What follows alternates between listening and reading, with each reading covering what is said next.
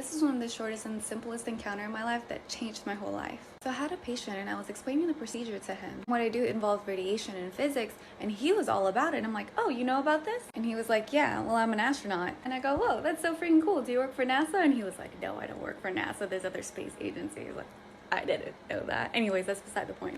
But in my head, no one's a freaking astronaut. That's just something you say when you're little, when they ask you, like, what do you want to be when you grow up? And you're like, oh, an astronaut. But nobody actually becomes the astronaut. Somewhere along the line, as you're growing up, you change your mind into a more, like, realistic goal. I'm impressed at this point. I'm like, how did you do that? Like, you must have went through some rigorous training, some intense schooling. And he said this so nonchalantly, like, I wanted to be an astronaut when I was younger. And I just asked my counselor, like, how do I become an astronaut? He listed the steps, and then he followed the steps. I was saying, like, I barely passed high school, got straight C's through college, got my master's and pilot's license, and just did some training, and now I'm an astronaut.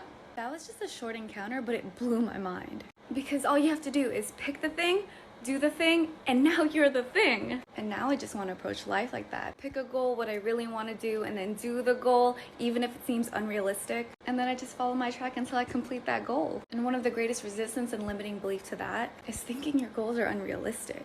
And also we try to think that we're wasting our time following them. But if it takes 1 year, 5 years, 10 years to complete it, time is gonna go by regardless. It's a much bigger risk to stay where I am 5 years from now than to just take that risk and be where I wanna be.